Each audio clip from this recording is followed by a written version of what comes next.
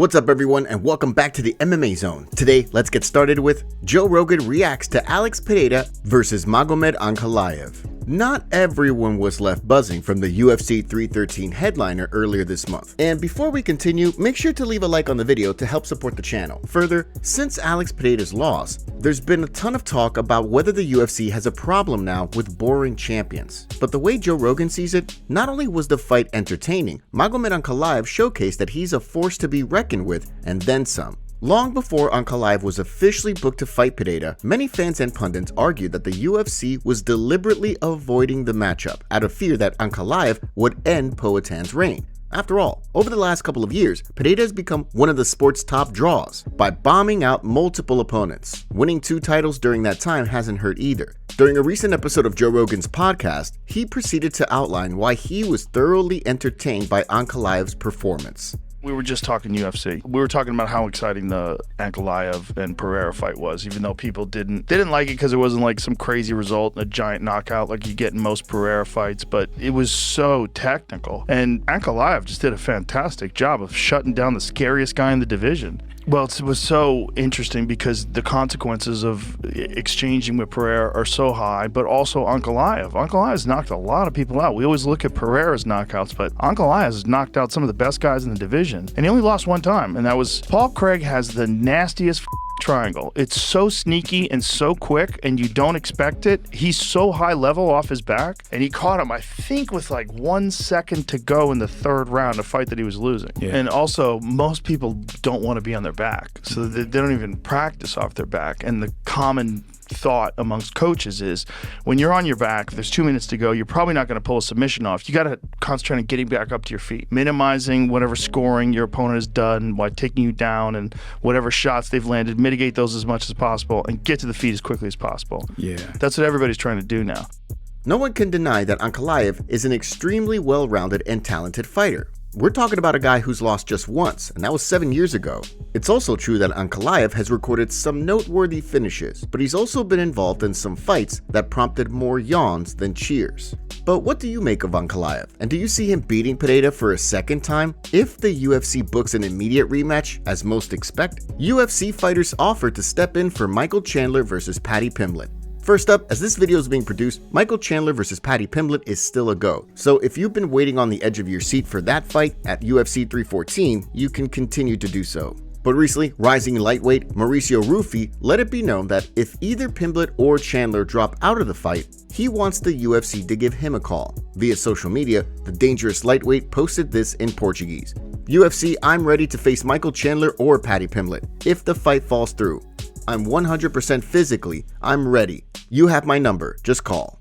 Now, given that Rufy is not a top 15 ranked lightweight yet, you gotta wonder if he would be the first person the UFC called. That said, he is coming off a jaw-dropping highlight reel knockout of King Green at UFC 313. Do you want to see Rufy throw hands with either Pimblett or Chandler?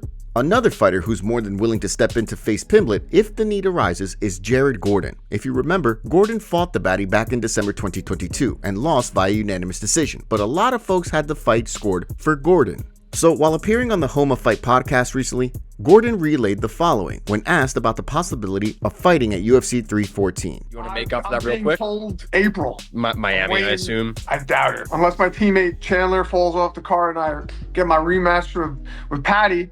I've been manifesting it. No offense to Mike. He's my buddy, and that's how opportunities come about, and you have to seize the moment. So, I mean, of course, in my mind, I'm like, yeah, of course, like I want it to happen, but I just wanted to, for some reason have like an emergency and pull off the card, and I'm right here. I'm like walking around at like 171, 172. I can make weight on a 4 or 5 day, 3 day. You're just ready. So. You're ready. You're I'm trying ready, to speak bro. There's no doubt that Chandler's a bigger name at 155, but if he were to fall out, there's probably a lot of people who would love to see Gordon run it back with Pimblett. Despite his controversial fight with Paddy, Gordon conceded that the brash lightweight is a dangerous fighter, just like Chandler. They're both dangerous because they both go for it. Paddy does throw flying stuff, flying knees, goes for it with his hands, throws high kicks and throw low kicks, but Mike obviously is a savage and throws bombs too. When he's patient, he can be very dangerous if he falls into his old ways. I think that's where Paddy can capitalize. I think they both have to be, in every fight, but they both have to be very disciplined and really implement their game plan. Who you got to win this fight, Pimblett or Chandler? While we're on the topic of Paddy Pimblett, he sent a message to Michael Chandler ahead of their fight at UFC 314 on his YouTube channel. Paddy responded to comments from the community saying he's going to get knocked out. Here's what he had to say. It was also nice to size Chandler up. Like, a lot of people were surprised at how much bigger I am than him when I knew I was going to be that much bigger than him. I'm on to show everyone that the old guard's on the way out and the new guard's coming in. Funny, everyone's saying he's going to knock me out. I don't think he's going to get near me on the feet. Everyone thinks Mike's just going to come out and knock me out, lad, and I won't stand with him. Just like everyone thought they wouldn't stand with Bobby Green, but the striking's got so much better since the Bobby Green fight, and he's underestimating me, I think. Thinks he's fighting the same Paddy what fought Jared Gordon, lad, when I'm a completely different fighter now. I've evolved. Dana White gets warned by boxing promoter. Following the news that Dana White is finally entering the boxing world, one of the sport's most established promoters has let him know it's not going to be easy. If you followed White for a long time, you know that for years he's talked about getting into promoting the sweet science. At the same time, White has repeatedly trashed the boxing business. Well, more recently, it was announced that White has joined forces with Saudi Arabia's Turki Al-Sheikh to launch a brand new boxing promotion called TKO Boxing. The company is claiming it's going to dramatically change the boxing game, as TKO Boxing will be a league similar to the UFC's model. Since the news has gone around the world, Eddie Hearn spoke with IFL TV. If you don't watch boxing, you may not know that Hearn is the chairman of Matchroom Sport and is one of the sport's best-known promoters. While discussing White's foray into promoting boxing, Hearn made it clear that the UFC CEO will need to be on his toes. Boxing is the worst business in the world. I hope these guys have got the appetite to be up all night and sleep with one eye open every single day, because you're not going to get control where you can get to bed at 10 o'clock at night and wake up at 8 o'clock in the morning and expect the industry and your situation to be exactly the same. It doesn't work like that. Every is out there hustling every single day. Guess what? I'm one of them. These are interesting comments from Hearn, but it would be kind of surprising if White is expecting a cakewalk in terms of making TKO Boxing a formidable force. As noted, White has repeatedly talked about how the business of boxing is a mess. But where TKO Boxing may encounter a lot of pushback is if and when the company tries to replicate the compensation model the UFC follows. By all accounts, it's pretty different compared to how the cash is split for big-time boxing matches. But do you think that White and TKO Boxing will be successful? And do you see it dominating the sport similar to how the UFC does with MMA? Tom Aspinall rates UFC fighters. Tom Aspinall has established himself as one of the best heavyweights in the world and one of the most dangerous fighters in the game. So when he was recently asked to rate some of the UFC's top fighters out of 10, a lot of folks likely were interested. Yes, as the MMA world awaits to see if and when Aspinall will battle Jon Jones later this year, the English fighter was asked to rate several UFC champs and stars. Check it out. This is Tom Aspinall, and this is me rating the following fighters out of 10. Yuri Prohaska. 8.5. Alex Volkanovski. 9. Michael Chandler. 7. Alex Pereira. 9. Dricus du Plessis. 9.5, because he makes that unorthodox style work for him, and none of his opponents have any idea how to deal with it. It's a super smart fighter. Sean Strickland. 8.5. Cyril Gane. 8. Alexander Volkov.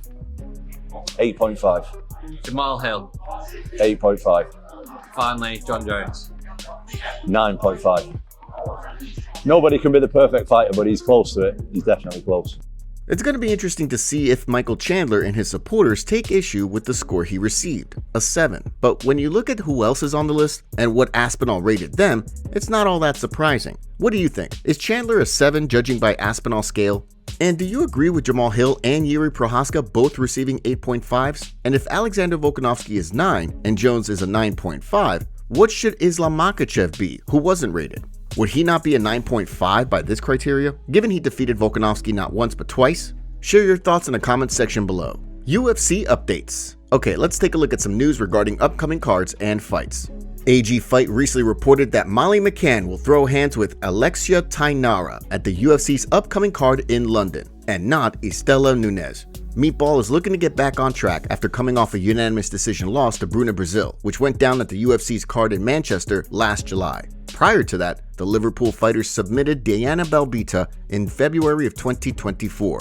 Tainara, meanwhile, will be making her Octagon debut. The Brazilian fighter last competed in September when she recorded a decision win over Rose Conceição in Dana White's Contender Series. Following the news that UFC will no longer hold a card in Qatar on May 17th, the promotion has officially requested a license to hold this event at the Apex in Vegas. Nolan King from MMA Junkie recently reported that development. Some of the bouts that are expected for the card include Park Jung-young versus Ismail Nardiev, Johnny Walker taking on Azamat Murzakanov, Sergey Spivak throwing down with Shamil Gaziev, and Curtis Blades battling Rizvan Kuniev. Daniel Cormier talks about lightweight division. Recently, Daniel Cormier weighed in on the state of the UFC's lightweight division and what scraps he would like to see next. But at the same time, DC is warning Islam Makhachev he may be in a can't-win situation if and when he faces Ilia Topuria. Following UFC 313 and Justin Gaethje's memorable win over Rafael Fiziev, there's been a lot of talk regarding what could come next for the longtime contender. On one hand, a lot of people want to see him battle Makhachev, but it looks like he'll need to wait on that, since the belief is that Topuria will be next for the lightweight king. So during a recent video that went up on Cormier's YouTube channel, he proposed these matchups. Here's what I would suggest. I'm not a matchmaker. Topuria versus Islam Makhachev, yes, book it. Gaethje versus Sarukian, book it. Whoever wins fights Makhachev. That's it, right there. Topuria gets the shot. Sarukian, Gaethje, winner gets the title fight. Oliveira, go down to New Orleans, fight Dustin Poirier. If you win again, you're next after that guy. There it is, that's it. What do you think of DC's proposal here? In terms of timing, it seems like a pretty good plan, right? And do you see Gaethje getting past Sarukian? As noted, Cormier also outlined why he believes Makhachev could have his record scrutinized if he fights and beats Topuria. For Makhachev, he goes and beats Ilia Topuria, right? People will say he beat Volk, he beat Ilia Topuria, Charles Oliveira, and Renato Moicano. Seems pretty good. That's 5 title fight wins. But in that, they would say, well, he defended the belt 3 times against featherweights, because at the end of the day, it doesn't matter what you do or in high regard you hold someone. The fact that he was the champion in a lower weight class is what's going to be pointed to the moment Islam beats him. It's an interesting point, and Islam has also alluded to this as why he's not really interested in fighting Topuria. Makhachev has already beaten Alexander Volkanovski twice, and so, in his eyes, a win over Topuria won't do much in comparison to, say, winning the welterweight title. All that aside, signs that the UFC is moving forward with Makhachev versus Topuria continue to stack up. In a recent live stream, Razud Shamsudinov did, who is a close friend of Khamzat Chimaev. He reported that Makhachev versus Topuria and Dricus du Plessis versus Boers are being targeted for UFC 317 in June. Since then, Roman Dolidze also relayed he's learned that DDP versus Chimaev is a done deal. So if any of this is true, UFC 317 might be a massive card. Concerns rise of BJ Penn using Following troubling videos from BJ Penn in which he claimed a woman is pretending to be his mother, Jared Gordon has questioned whether the legendary fighter could be using Recently, Penn made headlines when in videos he appeared to not recognize his own mother, Lorraine Shin. Penn proceeded to claim that an imposter has infiltrated his family in an attempt to steal their wealth. Obviously, the disturbing video has prompted widespread concern for BJ Penn. So, while talking with Home of Fight, Gordon shared his concern that Penn could be using methamphetamine and that it's drastically impacted his mental health. Gordon has been publicly open about the fact that he was in the past. From rumors I've heard and in the media that he had disorder. I'm sure he drinks and smokes probably, but is huge out there, and the way he's acting, the paranoia, the delusion is, it just screams. Hopefully, the former lightweight and welterweight champion gets the help he needs and everyone stays safe.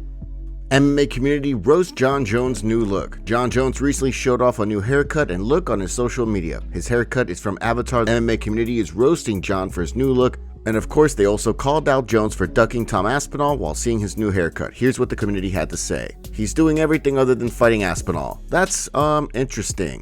But when the MMA world needed him most, he vanished. The last bender. Izzy would get called for corny for this. Looks just like his prison jumpsuit from a years back. So Jon, just checking in, it's been 4 months since you won the belt against, well, nobody basically, ready to sign the contract for the clear next in line. Jon, I got a silly haircut and did some weird advertising for some insurance thinking, hey, go with Christ. Imagine bro fights like this. The arrow on his head indicates the direction he will be falling to the canvas when Tom KOs him. What do you think about Jon Jones' new haircut? Let us know down in the comment section.